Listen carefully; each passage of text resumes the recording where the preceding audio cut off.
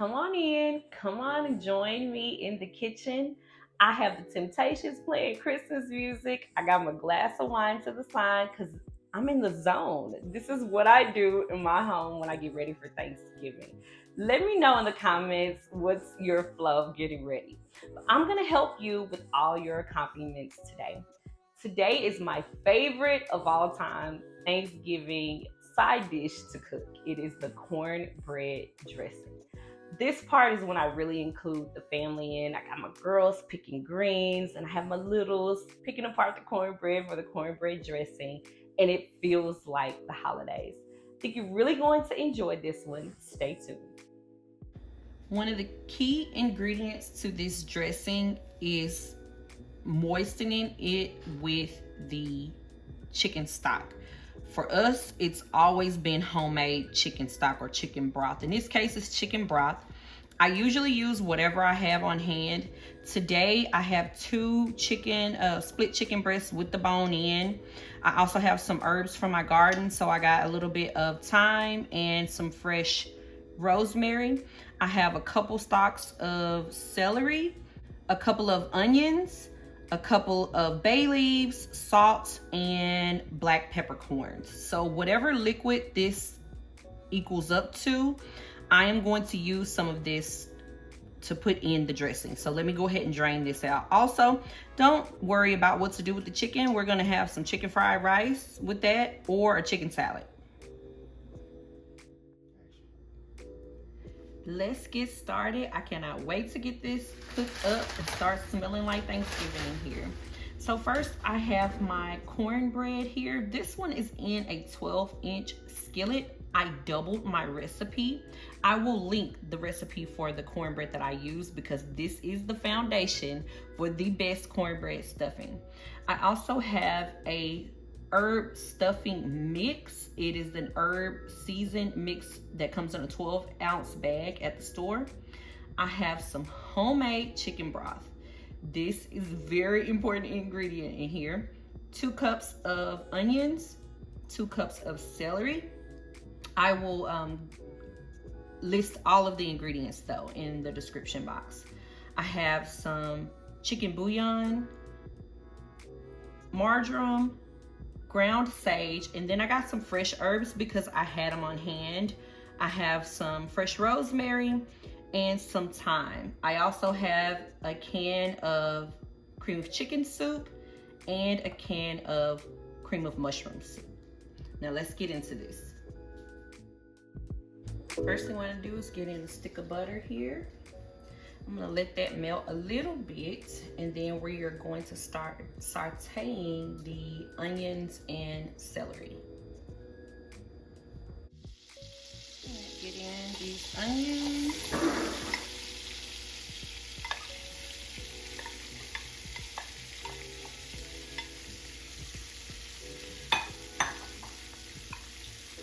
Celery.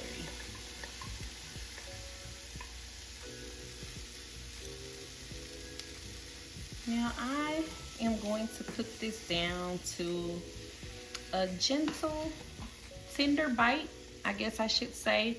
This is preference. I say this all the time. When you're in the kitchen cooking, a recipe is just a guide. You have to come up with the rest, you know, you have to do the GPS because it's all to what you like. Now, you could cook these onions and celery down until it's just soft and you can't taste it and it kind of melts into the dressing. I actually like the little bits of celery bite in the dressing itself. So that's why I like to keep mine just with a little bite, not much. But we'll give this a few minutes and let it cook down. And then while we're doing that, I'll go ahead and prepare the herbs to get in here. So today in the dressing, I have fresh herbs. Luckily, I have had some success in my garden this year, so I've been able to enjoy these. And sometimes, even when I don't have as much success in the garden, a lot of years I will get fresh herbs for this dressing. This is the rosemary. I just pull it off the woody stem and then I'll chop it up. I'll let you know about how much I end up with when I'm done here. But as I was saying, some years I do, most years I get fresh herbs, but sometimes you can't find them in the store when you go do your Thanksgiving shopping. And in that case, I just use the dried. But the first preference when doing this is to use the fresh herbs. So this looks about a couple tablespoons I got here. And we'll take a little bit from the bottom. And it's so fragrant, especially when you can get the fresh. It smells so good. Even now, cooking next to the onions and the celery. And this doesn't have to be perfect, but we do, since we're using fresh, we do want it to be small enough to cook down a little bit. I'm gonna add this to the onions and the celery.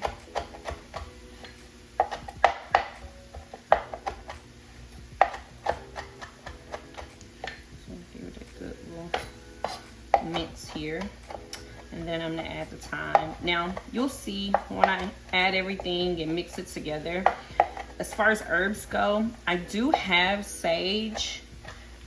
That I am growing fresh sage in the garden as well, but in this particular recipe I think that the ground sage tastes much better, and it's just no way to get the sage leaves to where the fresh sage leaves to where you can get a little bite throughout all of the dressing. So in that case, I really do think that the ground works better. So that's what we're going to use. Now with the thyme, I'm not going to use as much as I did with the rosemary, but these you just kind of pull off the stems, and then I'm just going to get a small little chop. The leaves are already small, so it's really not a lot of chopping you need to do. So I'll go ahead and prepare these and then get all of the herbs inside with the onions and the celery. All right, back over to the celery and onions, and I am going to go ahead and add another half stick butter. The reason why I want so much butter in this is so that we can get a golden top on that dressing. It just looks so appetizing, and that's the color that we're wanting for our dressing. So I'm gonna go ahead and add in that rosemary and thyme that I processed, and let this cook just a tad bit more before we start and head over to mixing everything together in this dressing. This is my favorite part. Making the dressing is when I really feel like it's Thanksgiving. And usually I have my kids do this. I have them break it up. It's how I get my youngest ones involved in the Thanksgiving spirit and involved with the family. I have when they're old enough, the girls to pick greens and green beans. And then the littlest ones, even my little babies, can help out with the dressing. I just have them sit here and pick it apart. But this is the 12-inch pans of cornbread dressing. I host Thanksgiving at my house. I know I'm kind of young. I'm nobody's grandma, but I've actually been hosting Thanksgiving at my house for 15 years now. So I got a little experience there, but this is a lot of dressing. But again, leftovers are going to be delicious.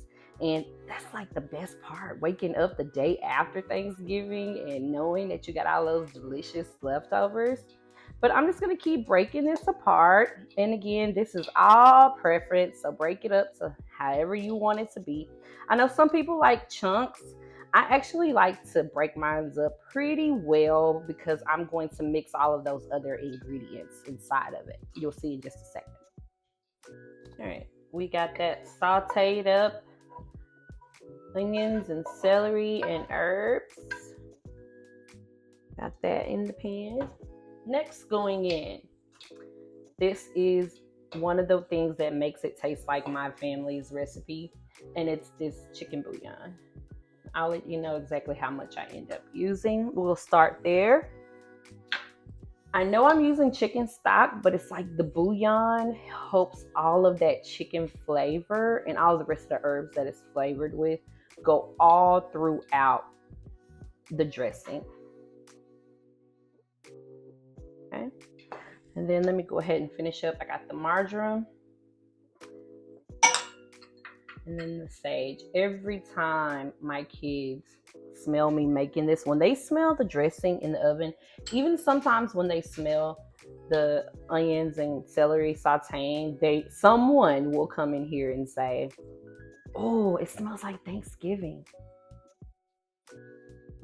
You know, they say that smell triggers memories, and you know, my kids they have memories of these herbs and smells, and it triggers their memories of Thanksgiving. Well, I guess it would. Most of their life, I have hosted Thanksgiving, as I said, so I'm always the one who makes the dressing. All right, that's pretty good. Now we're going to get in the cream of soups. This, it really is no rhyme or reason to it. I use whatever I can find. I have 6 kids, so I use whatever is on sale. So you could use cream of celery here. I've done that as well. And to be honest, it really doesn't change the flavor much to me, if you ask me. But I use the ones that I saw my mom and grandmother make using growing up. And it was always some type of mixture of at least cream of mushroom soup and then cream of chicken. Now I can tell that's not going to be enough, so I'm going to go ahead and add another 2 cans of that. You could use the larger cans, but this is what I have on hand. All right, I got all the cream of soups in there now. And then now I'm going to go in with the herb stuffing. I got 2 cups here, but I'm going to go ahead and use the whole 12-ounce bag. Got all that in, and then now we give it a good mix. Now you don't have to use the stuffing. I do this because it's my family's recipe, and it's the flavor that I'm familiar with, and so that's what I tend to want when I am cooking this up. But my grandmother on my dad's side, she would use just old bread or day-old bread, anything that was dried up and about to go bad, or maybe it was too dry for a sandwich. She just put them together and she would use those inside of the dressing. All right, mix, just keep mixing. Now remember, like I said, I am cooking for a lot of people here, but you could totally half in this recipe and it would be just as delicious. Also, another tip, you can freeze this. And I have done that. Like I make 2 pans, take one and serve it for Thanksgiving, and then take the other, freeze it in the foil pan, maybe not a glass pan, but in a foil pan, and then you can serve this for Christmas. So, and I'm gonna tell you, it gets better as it sits. So putting it out there and letting it freeze up and let all those flavors combine. So now I'm looking here for the consistency. That's what I'm doing. I'm kind of pushing it, seeing where we are. This is a personal preference. Some people really like a mushy, soupy dressing. I like mine in between, but I am going to moisten this up. So here I go with that chicken broth that I made earlier. And this is important that it is homemade for me for this recipe, because I have tried it with other just store-bought chicken broth, and it just doesn't taste as good. It doesn't taste like how my mama made it. So that's why I always do it homemade. But also, every time I try to take a shortcut for Thanksgiving, my dad is like, "Paula, you can't do that. It's Thanksgiving. Everything got to be special. It got to be homemade." So for Thanksgiving, I do make an exception. Even though I do most things homemade, I take some shortcuts. But for Thanksgiving, I do go all out. All right, still a little dry. Let's keep going. I'm going to go ahead and use all of it. So that's about 4 cups of the homemade chicken broth. Yeah, see, that's what we're looking for. Just a little loose. You see that? Okay. Now, as I mix this up, what I'm going to do is go ahead and taste it at this point to see if I need any additional seasonings. Now, if you don't use chicken bouillon, or you don't use a homemade stock that you can salt to your liking, Taste it at this point to make sure that there's enough salt. If there's not, go ahead and add some more. Now, I do not add any garlic to my dressing, but I do, however, add garlic to the chicken broth. So it's there somewhere, just not at this point. All right, my flavor was lacking. I'm still a little dry. I added in another cup of cream chicken soup. Again, that's what I had. And I'm gonna put in some water. Now, don't tell my dad that this part isn't chicken broth. If I had enough, I would totally add it. I didn't make that much of the chicken broth, so I'm gonna add in, that's a cup of water there. And I also am gonna add a little bit more of the chicken bouillon. All right, I'm gonna give that a mix and give it a taste again. And hopefully we are right where we need to be. Off camera, I added another cup of water and a little bit more bouillon. And my cameraman just so eloquently points it out.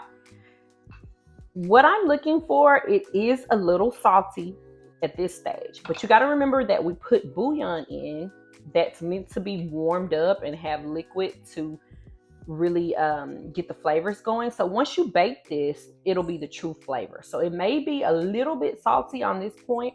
What you don't want is it to be under seasoned. So there's a taste that I'm looking for and a consistency. And this is the consistency. I don't want it to be like soupy. I want it to be like a thick mashed potato, I guess you could say.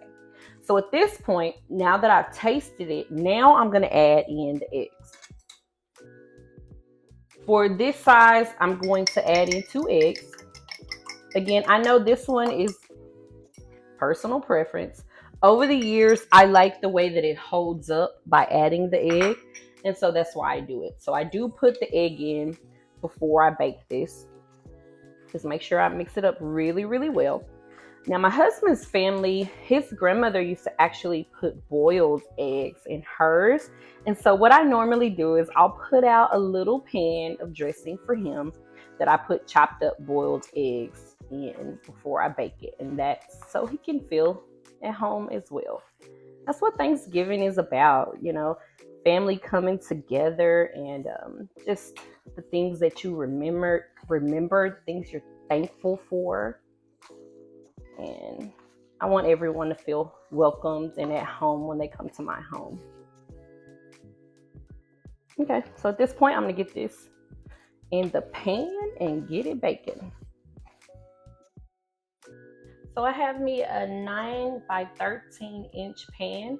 This one is actually a deep dish, and I can tell you already it's gonna make at least 2 pans. We'll get this one started. Go ahead and get my mixture in here, and then I'm going to bake this in the oven at about 400 degrees. I'll let you know for how long. And I'm just gonna pile this high. It won't really bake up. It's egg in it, but it's such a small amount for the amount of dressing that we have. So it's not really gonna bake up much. So I'm gonna really pile it up here in this deep dish. You can actually freeze it at this point and then bake it after you've thawed it out after freezing. Or you can bake it first and then freezing. Either way, it is delicious. So I like to, after piling it up, kind of spread it out a little bit so it looks nice when it bakes up in the pan. And then, like I said, I'm gonna bake this at 400. I bake it a little bit higher, so again, because I like the brown color at the top. But the butter's gonna help out with that too. So we'll get this going and see how it comes out. Oh yeah, it is officially Thanksgiving time. This is crisp on the edges and top and gooey in the center. And now I can kick back, relax, watch some football, and enjoy my family. And I hope you do the same. Go ahead and subscribe to this channel for more videos just like this one, and have a happy Thanksgiving.